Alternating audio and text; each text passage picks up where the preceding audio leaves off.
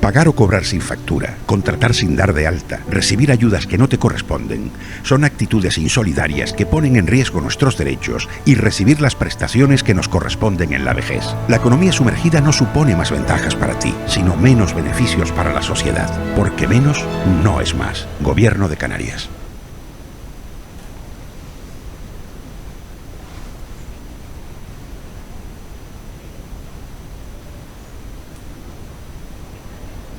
Muy buenas tardes, estamos de vuelta en el programa sobre economía sumergida.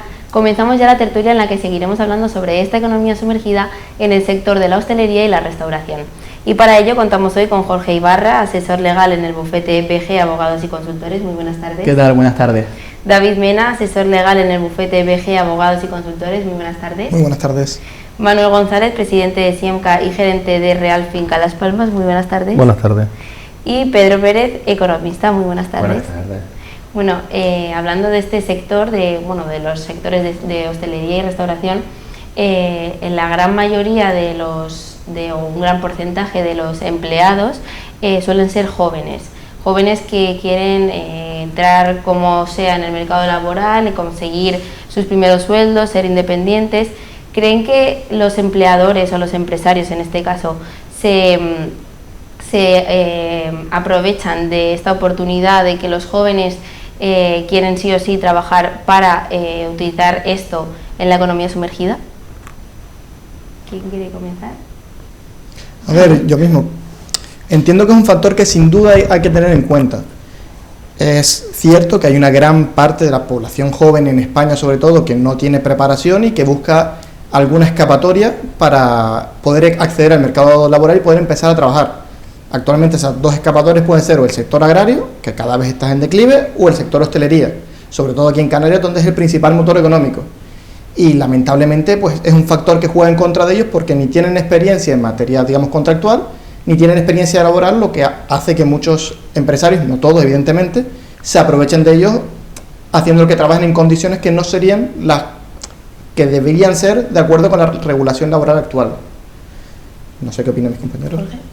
Sí, yo estoy en la línea de mi compañero David. Quería aportar dos datos, y es que el 53,38% muchas veces de los desempleados son analfabetos y un 35,47% solo posee educación primaria. Son datos del Observatorio Canario de Ocupaciones recientes, de septiembre del año 2020. Entonces, el sector turístico es cierto que es un sector que tiene capacidad para absorber de manera significativa a todo este tipo de personas con una base de cualificación reducida por su escasa exigencia de cualificación en muchas de sus ocupaciones. Es cierto que hay el empleo de los jóvenes ha crecido en este sector, porque es cierto que hay mucha ayuda para esa inserción laboral de los jóvenes, pues hay medidas de apoyo por parte de los organismos públicos, contratación como bonificaciones, incentivos y subvenciones, y eso hace que se fomente el contratar a los jóvenes, pero no quita que esos empresarios se aprovechen de esa poca cualificación y de esa poca capacidad de irse a otro trabajo, de tener otra oferta mejor, para que las condiciones de trabajo de los jóvenes sean muchas veces precarias, estén inmersas en la economía sumergida, y por lo tanto yo creo que es un problema que hay que regular y que atajar. Manuel. Yo estoy de acuerdo con los dos compañeros, y es más, apuntaría también que más allá de la economía sumergida que pueda surgir de la contratación de estos jóvenes, también estamos, de cara al turismo, estamos ofreciendo un servicio de muy baja calidad, porque son gente que tiene muy poca preparación, en la mayoría, ya lo decía el compañero, ¿no? Las cifras de poca formación que hay, entonces pues la comunicación con el turista o con el cliente no es fluida, y vale, el empresario lo contrata porque supuestamente es joven, tiene un coste más bajo, pero el servicio que le está dando al cliente final tampoco es un servicio de calidad. Y yo creo que por nuestra naturaleza y viendo que el turismo es algo esencial en Canarias, creo que debería de regular un poco más lo que son, no simplemente contratar un camarero y ya está, ¿no? Igualmente que el compañero, para ejercer la abogacía, previamente ha hecho una carrera, está inscrito en un colegio y demás, no vamos a esos estándares de calidad tan altos, pero sí un mínimo de calidad en cuanto a formación y preparación, que para eso está también las escuelas de formación y de la Consejería de Hostelería y Turismo, y yo creo que ese es un mínimo que se debería de cumplir para que los jóvenes, no solo que se acerquen a trabajar a la hostelería, sino que también que lo hagan ofreciendo un servicio de calidad. Pedro. Yo creo que siempre cuando hablamos de las relaciones laborales y dentro del mundo empresarial, yo creo que es un binomio, una situación en la que entran dos partes, ¿no? Es decir, si existe un empleo precario en Canarias es porque existe un nivel empresarial muy bajo. Es decir, por desgracia estamos en una isla, oye, que tiene unos recursos limitados, y quizás lo que falla aquí en Canarias es encontrar un nivel de empresario que realmente apueste e invierta por mejorar la calidad, por prestar un servicio diferenciado, y para eso el empresario tiene que ir acompañado de un personal cualificado. Si partimos del hecho de que existe un problema importante dentro del sector empresarial canario, que considero que es un sector emprendedor, pero que creo que tiene bastante carencia, es decir, no podemos enfocarlo únicamente a lo que es los empleados o al personal, sino también al mismo sector empresarial y el empresario o el perfil de empresario que hay aquí en Canarias. También hay que tener en cuenta que Canarias tiene un problema bastante grave, ¿no?, de fondo, ¿no? Es decir, aquí la tasa de abandono escolar es altísima, el fracaso escolar es máximo, y tenemos unas instituciones que no apuestan realmente por orientar e infundir en la juventud otro tipo de incentivos más que lo que... Es decir, creo que fallan muchos pilares dentro de lo que es la preparación, formación y educación de los jóvenes, ¿no? Y aquí tampoco hay que achacarle toda la culpa a lo que son los organismos públicos. Yo creo que también un binomio, como decía anteriormente, en el que si no existe una clase empresarial exigente y no existe una ambición y no existe una proyección de futuro, evidentemente al final no existe una motivación por parte de los jóvenes, ¿no?, por querer aprender, instruirse y poder aspirar a un nivel salarial, pues un salario mucho más importante o un salario mucho más decente de lo que ahora mismo se está pagando. Con lo cual ese binomio al final, si no fructifica por los dos lados, vamos a ver una isla que evidentemente hay empresarios importantes, como puede ser el señor Eustacio López o Acosta Mato, es decir, son empresas que dentro del sector de la hostelería tienen una presencia muy importante en la isla, pero claro, estamos hablando de unos pocos. Yo creo que al final tenemos que cambiar un poco el perfil y la visión empresarial y sobre todo pensar a lo grande, no a lo pequeño, ¿no? Yo creo que en ese sentido ahí pecamos, ¿no? Y al final esta isla, pues en vez de estar en manos de grandes empresarios como los que he mencionado anteriormente, sí es verdad que van teniendo mayor participación, pero sí es verdad que todavía predomina el pequeño empresario, y el empresario, oye, que no tiene una visión, por así decirlo, más ambiciosa, y al final eso repercute en que evidentemente no haya un incentivo por parte de la gente joven de querer aprender, de querer especializarse, y al final pues el capital humano que tenemos, que es el capital humano válido, pues acaba yéndose de la isla y acaba buscando pues en otros lares unas oportunidades laborales que aquí sabe que no va a encontrar, ¿no? Y es una pena, ¿no?, porque nosotros la verdad que podemos diversificar mucho más, tenemos un incentivo como el régimen económico y fiscal de Canarias, y se podría traer empresas que no solo se dedican al sector de la hostelería y del ocio, sino se podría fomentar otro tipo de empresas, pero bueno, es lo que hay y hay que aceptarlo y no queda otra, así que es la realidad. Han mencionado el sector del turismo. Los meses con más actividad turística suelen ser los meses de verano, de Navidades. En estos meses la demanda de trabajadores que ayuden, porque hay mucho turismo, sobre todo aquí en las islas, es muy grande, y se da lo de la contratación de extras. Este tipo de contratos que son pues muy temporales, de muy corto tiempo y muy rápidos, ¿suelen ser contratos irregulares dentro de esta economía sumergida? A ver, yo creo que aquí lo primero de todo es matizar la diferencia entre un extra y un contrato temporal. Extra generalmente suele ser para servicios muy puntuales, se suele dar sobre todo en temas de fin de año, comuniones, bodas, y son esos camareros que puntualmente para 1 o 2 días contratan, que generalmente no tienen contrato, se les paga en mano y no existe una relación laboral de por medio. Y en cuanto al contrato temporal, yo creo que ese es uno de los grandes problemas de la hostelería, porque no se apuesta tampoco por un contrato fijo discontinuo, sino por contratos de 2-3 meses, y hay mucha rotación en cuanto a la plantilla.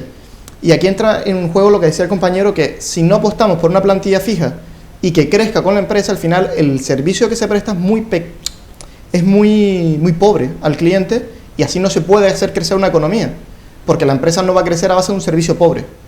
Pero también es verdad que hasta qué punto le conviene al empresario apostar por un trabajador que no está cualificado. Entonces, si no apostamos en la base, que es en formar bien a ese trabajador, no incentivamos tampoco al trabajador, al empresario a contratarle, porque la relación coste, que desgraciadamente contratar en España sale muy caro, al servicio que le va a prestar a la empresa, no le sale rentable. Sí, en relación a lo que comentaban mis compañeros, estoy totalmente de acuerdo con ellos. Comentaba antes que el sector turístico es cierto que es un mercado que tiene capacidad para absorber de manera significativa a las personas con una base de cualificación muy reducida por la escasa exigencia de cualificación en muchas de sus ocupaciones. Y creo que tiene mucha razón el compañero Pedro cuando dice que también es problema de los empresarios que ofertan ese servicio, que no tiene cierto valor añadido, y que por lo tanto también los empresarios deben hacer conciencia en sí e intentar formar a los jóvenes y tener una plantilla extra. En lo que refiere a esta pregunta, es cierto que la economía sumergida existe en el sector turismo y en la restauración, y más aún si cabe en los contratos extras o en aquellos contratos temporales, porque evidentemente no es una contratación fija a largo plazo. Entonces, pues para cierto tipo de actividades, cuando a lo mejor más deben de contratar a esas personas. Y en ese sentido, muchas veces esas horas son retribuidas, pero no son cotizadas a la seguridad social. Y en ese sentido luego vienen los problemas para los trabajadores, que creo que las instituciones públicas, los organismos públicos deben concienciar a esos trabajadores de cuáles son los riesgos inherentes de no tener un contrato. Porque obviamente en corto plazo puedo cobrar más, el empresario me puede ofrecer mayor cantidad, pero luego a largo plazo no tengo derecho a indemnización en caso de despido, no tengo derecho a paro, no tengo seguridad social, y por lo tanto no solo verle al trabajador en sí los problemas que está creando a la sociedad o ayudando a esas empresas en la competencia desleal, sino decirle íntimamente cuáles son los problemas, egoístamente, porque hay muchas veces que obviamente, y más en esta situación de crisis social y económica derivada del COVID, que las personas van a ser egoístas consigo mismas. Verle cuáles son los problemas a largo plazo para que ellos le exijan al empresario que les contraten y se lo digan de esta manera. ¿Pedro? Sobre todo el sector de la hostelería, y hablo del ocio, del alojamiento, de restauración, normalmente está vinculado aquí en Canarias sobre todo con lo que es el tema del turismo, ¿no? El turismo normalmente sigue un comportamiento estacional. Nosotros, con respecto a otras zonas, como puede ser Baleares o toda la zona Levante, es decir, normalmente nosotros jugamos con la fortuna de que nosotros tenemos una temporada alta, que es la temporada, a diferencia del resto de la península, que es la temporada otoño-invierno. Es decir, nosotros jugamos con un factor clave, que en teoría, es decir, no debería la estacionalidad ser un factor que influyera en la precariedad de los empleos, ¿no? Yo creo que la actividad aquí es una actividad que podría hacerse a lo largo de todo el año, y teniendo en cuenta además que los meses en los que en la península son meses flojos, aquí precisamente son los meses más importantes, ¿no? Porque es cuando más turismo viene, sobre todo en lo que es el turismo nórdico, que huye de su país para buscar la climatología que tenemos aquí, que es una climatología privilegiada. Entonces, la forma de contratación, cuando hablamos de economía sumergida, si yo interpreto lo que es la economía sumergida es una economía paralela a lo que es la economía, por así decirlo, legal o oficial, ¿no? Es decir, cuando se tiende a una contratación no legal, sino una contratación que elude o intenta, por así decirlo, evitar lo que son los costes que supone el contratar a una persona por la vía legal. Cuando se contrata a una persona por la vía legal hay que darle de alta en la seguridad social, hay que cotizar, y evidentemente hay que pagar las horas extras, ¿no? Entonces hay empresarios que intentan, pues, evitar el pago de horas extras, intentan evitar el pago de indemnizaciones, e intentan, a la medida de lo posible, pues tener al empleado, pues, una situación de precariedad, ¿no? Donde casi no existen derechos.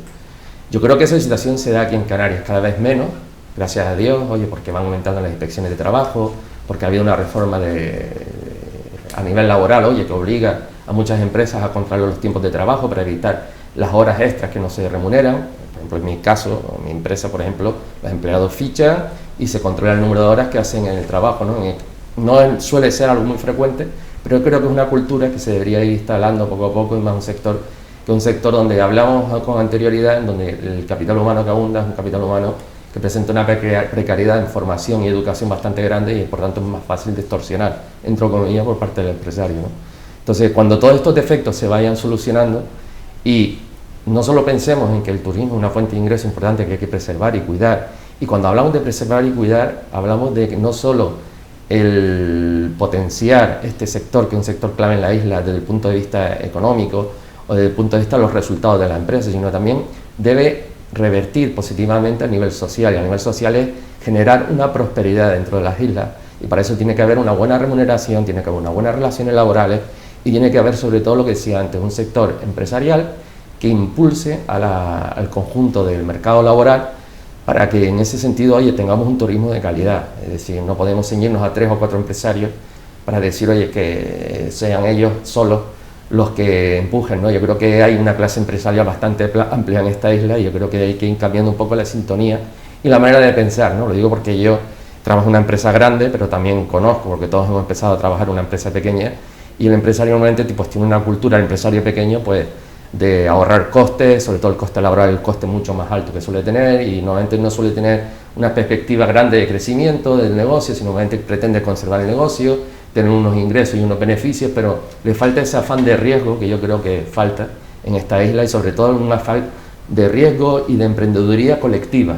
Es decir, aquí normalmente los empresarios son más de pensar en sociedades unipersonales o de actuar como autónomos sin buscar sinergias o sin buscar lo que son grandes alianzas o buscar socios adicionales para emprender negocios de mayor envergadura que suponen evidentemente el entrar en negocios mucho más complejos y que requieren una mano de obra más cualificada, y eso al final revierte en que evidentemente a la sociedad, y en este caso a la sociedad canaria, se le presione, entre comillas, oye, para que tenga que aportar algo más, ¿no? ¿De qué manera afecta esta economía sumergida a todo el sector? Bueno, la economía sumergida afecta, pero yo quisiera puntualizar algo antes que este punto, es decir, la contratación temporal, el cotizar por debajo de lo que se debía es algo que ya viene de muy lejos, ¿no? Sí. Porque hoy estamos viendo muchas de nuestros padres o abuelos que dicen, tengo una pensión no contributiva. ¿Y por qué tienes una pensión no contributiva hoy? Porque en su momento trabajabas no estando de alta o te ponían en lo mínimo el mínimo grupo de cotización para pagar menos por ti. Y claro, ahí sí que se utilizaba antes el sobrecito que te daban a final de mes conjuntamente con la nómina, que bueno, que gracias a Dios pues hay mucho que mejorar todavía, pero se ha mejorado mucho en ese sentido y está cambiando. Ya no hay tanto, sigue existiendo una economía sumergida, está claro que es así, en unos sectores más que otros, pero que ya viene de atrás, ¿no? ¿Qué es lo que haría falta para acabar con un poquito, intentar o atajarlo? Pues muchísimas más inspecciones, yo creo que todos estaremos de acuerdo que es lo que hace falta. Se pone una norma, pero si después no se aplica, o no se lleva a cabo, o no se hacen inspecciones, pues realmente al final se va a quedar en eso, ¿no? El control horario, es verdad que ahora mismo ya es por ley que hay que fichar, hay que hacer control horario, inclusive hasta hay empresas de control horario que te lo hace a través de geolocalización, y eso es una de las cosas también que es importante, ¿no? Las inspecciones de los controles horarios, porque muchas veces el dinero B que se paga es en las horas extras que nunca se van a reflejar en la nómina, y que siempre pues el empresario típico que tiene un restaurante le dice al camarero, oye, quédate 2-3 horas más hoy, quédate 2-3 horas mañana. Al final del mes son muchas horas y son dineros de complementos que se dan que no están retribuidos. De ahí que se surgiera la figura del control horario. Pero claro, una vez se instala el control horario y no se hace inspecciones, pues de nada nos sirve. Es decir, de nada nos sirve sacar una ley si después no la aplicamos. Y yo creo que en ese sentido debería de haber más inspecciones en cuanto al control horario, para evitar precisamente que pase este tipo de cosas, que la gente esté trabajando horas extras que realmente no se están reflejando ni en su base de cotización para que cuando a futuro tenga una jubilación decente, sino en el presente no está cobrando lo que debería, porque muchas veces te quedan un poco más y las horas las pagan como quieren, no según convenio, sino las pagan como ellos acuerden. Y claro, se están aprovechando, a veces se aprovechan de la coyuntura, se aprovechan de lo que hablábamos antes, de la inexperiencia, de la falta de formación, y ahora con el tema COVID, ¿quién le va a decir que no a un empresario que te quiere contratar? Yo creo que ahora va a ser, si en años anteriores era un problema importante, ahora estará mucho más presente, porque ahora surgirá esto, pero en todos los sentidos, no solo en la hostelería, en otros ramos también, pero en el ramo que nos ocupa pasará más a menudo de que te contratarán a media jornada, inclusive ya no estamos hablando ni siquiera 8 horas, sino a media jornada, e intentarán estar ahí el máximo tiempo posible, porque hay que recuperar de esta situación que estamos ahora, que es totalmente adversa, ¿no? Entonces, en ese sentido, creo que una de las claves para atajar este problema, ya que se aplicó el control horario, es llevarlo a cabo a través de inspecciones. Yo creo que A ver, hay que partir del punto de partida, como decía el compañero, de que la hostelería ha sido el sector de la economía sumergida por excelencia. Ya no tanto las grandes empresas como grandes hoteles y demás, precisamente porque llaman más la atención y es más fácil que hagan un control, sino el pequeño restaurante, pequeño empresario que tiene un restaurante, 2 restaurantes, porque, a ver, yo creo que no sorprendo a nadie si digo que los restaurantes hoy en día se trabajan 6 días a la semana, aunque eso no esté permitido, y se trabajan más horas de las que por convenio deberían permitirse. ¿Qué pasa? Si es cierto que se ha dado un gran paso adelante al imponer obligatoriamente el control horario, pero mientras no se exija algún control horario que no sea tan fácilmente falseable, no habremos dado un paso adelante. Porque si el control horario hoy en día significa que tengo que firmar un papel a la entrada y un papel a la salida, pues con no firmarlo tengo suficiente. Y si no da la casualidad de que pase una inspección ese día, no tengo problema ninguno. Entonces yo creo que hay que dar un paso más adelante y exigir que las medidas sean un poco más controlables. Porque si no, pues lo que te digo, se puede cambiar los folios simplemente y ya tienes el control horario perfectamente regulado cuando no se están cumpliendo los horarios. Sí, yo simplemente quería añadir con respecto a mis compañeros que estoy muy de acuerdo con lo que dicen. En primer lugar, es cierto que es un paso muy adelante el control horario. Ese registro hay que controlarlo, como bien decía el compañero, mediante inspecciones de trabajo, mayores medidas coercitivas, y quería añadir que esas medidas coercitivas y esas sanciones deben ser publicadas, ¿no? Ahora mucha gente se lee menos la prensa, pero sí es cierto que la gente tiene muchas veces acceso a las redes sociales, por ejemplo el Twitter. Entonces divulgar esas medidas coercitivas que sirvan para que aquellos empresarios que la lean digan: ostras, al compañero le han sancionado muy duramente por estar operando bajo economía sumergida. Entonces que se expanda, ¿no? Quería añadir también el fomentar lo que comentaba antes, a los trabajadores, ponerles en su conocimiento cuáles son los riesgos de no tener contrato a largo plazo. Pero es cierto que lo que comentaban, ¿no? Si actualmente yo creo que la gente es muy cortoplacista, y lo entiendo porque hay mucha gente que pasa necesidades, y en ese sentido la gente, ¿quién le va a decir que no a un empresario? Entonces, además, si eso se ve superado, a lo mejor ahora con la crisis económica y social del COVID-19, pues entonces la gente tiene mayor precariedad actualmente y por lo tanto puede verse sometido a que el empresario pues haga con el trabajador lo que quiera. Entonces, en ese sentido, yo creo que la medida es mayores inspecciones de trabajo y sobre todo divulgar y que la gente tenga conocimiento de que esas medidas realmente existen, de que hay una inspección de trabajo que va contra los empresarios que lo hacen mal.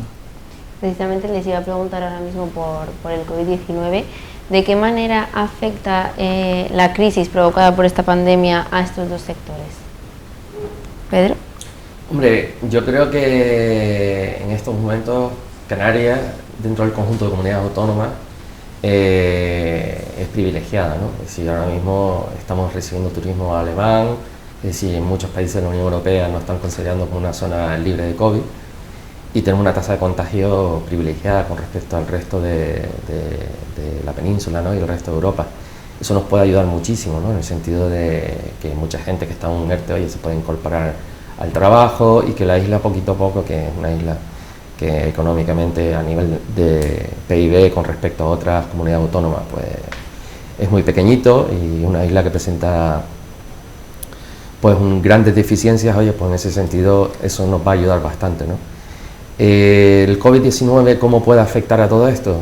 Yo al final considero que nosotros nos hemos dado cuenta de una cosa bastante importante, ¿no? Es decir, nos hemos dado cuenta de que tenemos una industria, que es la industria del turismo, ¿no? Que constituye casi el 40, si no me equivoco, el 50% del PIB de lo que puede ser el PIB de las islas, ¿no? El conjunto de las islas, si no me equivoco, me puedo equivocar, pero es así, grosso modo, ¿no? Entonces, con esto, después de esta pandemia, nos hemos dado cuenta, oye, de que evidentemente entra en juego, y es la senda que ha marcado la Unión Europea, de coger y llevar a cabo una reconversión en los diferentes sectores en los que nos apalancamos, sobre todo aquí en Canarias, con el sector del turismo, ¿no? Quizás esa reconversión a la que me estoy haciendo referencia no tenga un impacto tan directo en una actividad como puede ser la actividad turística, y más en la actividad que estamos hablando ahora, que es la hostelería, pero sí es verdad que va a suponer una serie de cambios importantes, ¿no? Porque por primera vez hoy nos hemos dado cuenta que las grandes catástrofes no vienen de conflictos bélicos, las grandes catástrofes no vienen de crisis financieras, sino se ha planteado una nueva crisis económica que ha sido planteada por una pandemia, ¿no?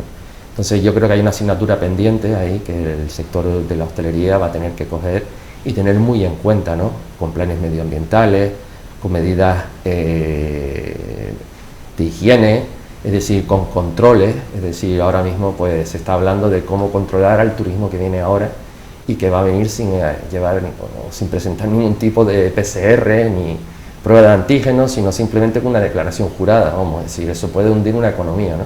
Entonces yo creo que el sector hotelero y más el Estado central, que es el que gestiona a través de AENA los aeropuertos, y el sector hostelero y el gobierno de Canarias tiene que dar soluciones a este tema, que serán soluciones no temporales. Yo creo que son soluciones que vienen para quedarse, ¿no? Es decir, esta ha sido una gran advertencia. Yo creo que no será la única pandemia que habrá más pandemias, no sabemos cuándo ni con qué periodicidad, pero yo creo que el sector turístico tiene que adaptarse a estas circunstancias y tiene que adaptarse a un nuevo capítulo que estamos viviendo en estos momentos y que va a suponer que el sector se tenga que adaptar, ¿no? Clarísimo. Y el COVID-19 va a tener un papel importantísimo, es decir, y eso lo saben perfectamente todos los empresarios y lógicamente eso tiene que llevarse a la práctica porque va a ser una exigencia. Si el dinero que llega de la Unión Europea es un dinero que va enfocado precisamente a una nueva economía, a una reestructuración que va a suponer adaptarse a unos nuevos tiempos donde debe predominar la tecnología, debe predominar el medio ambiente y debe predominar lo que es una economía, lo que se llama una economía social. Es decir, una economía que lo que pretende fundamentalmente es cambiar ciertos patrones que hoy por hoy hay que cambiarlos, ¿no? Y eso va a afectar muy de lleno al sector de la hostelería, quizás no tanto como a otros sectores que va a ser decisivo, sobre todo lo que son el teletrabajo, lo que son las nuevas aplicaciones, es decir, lo que es una reconversión, lo que sí hubo en su momento en España en los años 80, una reconversión industrial y tuvimos que adaptar nuestra industria, que era prácticamente basada en la siderurgia y se tuvo que adaptar a otros lares, pues aquí en Canarias vamos a tener que ver una reconversión bastante importante y que va a requerir, oye, que todos pues, pongamos de nuestra parte porque hay muchas personas que no están preparadas, o bien porque tienen desconocimientos tecnológicos o no están adaptados a los nuevos tiempos y Canarias se suma ahora a un reto importantísimo que yo creo que va a ser los gobiernos, las instituciones públicas, los que van a tener que hacer de espoleta junto con los empresarios, ¿no? Que no pueden dormirse en los laureles porque el mundo cambia y ha pasado gigantado. David. A ver, yo estoy de acuerdo a grandes rasgos con el marco que nos pinta el compañero, en el sentido de que sí es verdad que estamos en una situación, dentro de lo malo que estamos, muy favorable, porque epidemiológicamente estamos de las mejores regiones y parece ser que vamos a empezar a recibir turismo de nuevo. Pero también es cierto que preveo que durante los próximos 2-3 años, hasta que esto no vuelva a regularizarse del todo, vamos a vivir un incremento considerable de la práctica de economía sumergida en el sector de la hostelería, sobre todo a nivel restaurantes, pequeños hoteles, que para intentar compensar las pérdidas que han tenido van a buscar otras soluciones, que generalmente es pues vía no declarar impuestos, vía contratación irregular, etcétera, etcétera, etcétera. Porque al final el empresario trata de mantenerse en el sector y lamentablemente en Canarias, mientras no tengamos un nivel considerable de turismo, las empresas no son sostenibles porque nos gusta o no somos muy dependientes del turismo que viene sobre todo del nórdico, del alemán, etcétera. Ahora parece que se va a regularizar un poco porque van a empezar a venir turistas de nuevo, pero lo cierto es que han habido grandes pérdidas en el sector hostelero y que de alguna forma van a tener que compensarlas y auguro que van a ir por la vía de la economía sumergida. Jorge. Yo pienso que hemos perdido una oportunidad, ¿no? Estamos en el tema del confinamiento. Creo que tanto empresarios como gobierno de Canarias deberían de haber creado un plan especial para este evento. Es un evento, como hemos dicho, que ha llegado para quedarse y no es algo que en principio nos pensábamos que era 2-3 semanas, no sabíamos muy bien por dónde ir. ¿Y cuál es la gran oportunidad? Vamos a ver, tenemos una infraestructura hostelera en un gran porcentaje está totalmente obsoleta. Y me explico, es decir, hay muchas camas que son de los años 60, de los 70, de los 80, que al final lo que está trayendo es un turismo de muy baja calidad. Creo que Canarias, el gobierno de Canarias, debería en este momento aprovechar para llegar a un acuerdo con el gobierno central y con las ayudas que puedan llegar de la Comunidad Europea para adaptar estas camas hosteleras que están obsoletas, que son muy viejas, que están muy mal, y de esta manera en lo que nos va llegando a gotitas el turismo, porque no va a llegar como aquí no ha pasado nada de la noche a la mañana, ¿no? Esto va llegando muy poco a poco y es verdad que estamos en algo que no sabemos cómo se mueve, es muy fluctuante, que ahora han abierto, pero que dentro de 15 días subimos otra vez el ritmo de cantidad de contagiados y nos vuelven a cerrar, señores. Entonces no podemos estar planificando sobre la marcha, ¿no? Hay que hacer planificaciones a largo plazo. Yo creo que se debería haber abierto una mesa de debate entre empresarios, gobierno autónomo y gobierno central para tener un plan especial para Canarias. Canarias, por el motivo que sea, hemos depositado todo en el turismo. Hemos dejado la agricultura, la ganadería y la pesca de lado, y lo hemos hecho porque lo hemos volcado todo en el turismo. Entonces tenemos que proteger el turismo. Tenemos que hacer acciones concretas que nos lleve a mejorar el turismo. Tenemos un turismo ahora mismo de muy baja calidad, un turismo que viene con el todo incluido y, como bien decía antes el compañero, que va dirigido a esas tres o cuatro cadenas hosteleras que son los que están repartiendo el pastel del turismo, que genera empleo. ¿Pero qué clase de empleo? Empleo muy precario, empleo como estamos tratando hoy, que muchas veces se trabaja en horas que no son las adecuadas, con muchas irregularidades en las contrataciones y demás. Creo que el fallo ha estado no hablar empresarios y gobierno autonómico para crear un plan especial, ya no para afrontar el COVID, sino aprovechar esta ocasión para actualizar, mejorar y dotar a la infraestructura hostelera de mejores servicios, adaptarlos a las nuevas tecnologías. Y no es que el gobierno tenga que apoyar al 100% o financiar el 100% estas acciones. Evidentemente no debe de ser así, pero sí incentivar a que se hicieran a través de programas especiales para que el hostelero pueda tener una ayuda económica y poder ejecutar esas obras. Y ahí, pues bueno, vulgarmente mataríamos dos pájaros de un tiro, porque estaríamos creando también en lo que estamos haciendo, esa reestructuración, estaríamos generando empleo en materia de construcción y todo lo que engloba la construcción, electricistas, fontaneros. Bueno, ya sabemos que la construcción también mueve un mundo muy amplio en el sector empresarial, y en el sector laboral mueve muchísimas personas. Creo que se ha escapado una oportunidad importante para tener unas infraestructuras mucho mejor de las que tenemos actualmente, y es una oportunidad que ha estado ahí, que no sé si se podrá retomar, si alguien querrá coger la idea y llevarla a cabo, pero creo que es importante porque bueno, hay partes del sur de las islas, como decía antes, que están muy obsoletas, y creo que estaría bien aprovechar este parón para generar empleo a través de otro canal, que es la construcción, y de esta manera también activar la economía, porque generaríamos, como decía antes, empleo, y podríamos optar también a ofrecer, cuando esto ya esté pasando, porque no creo que sea 2 o 3 años, a lo mejor es un poquito más, pues un turismo de mayor calidad, ¿no? Porque tendríamos las instalaciones actualizadas. Perdón, que tenemos que ir terminando de manera muy breve. Les pediría una pequeña conclusión de todo lo que hemos estado hablando, Jorge. Nada, brevemente 2 apuntes. El primero, bueno, tenemos que hacer énfasis en que es la segunda vez que ahora mismo hay que hacer PCRs a la gente que llega, porque si no otra vez las tasas de contagio puede volver a subir. Lamentablemente, como comentaba el compañero, hemos dejado el sector agrario y otro tipo de sectores al margen para focalizarnos en el turismo.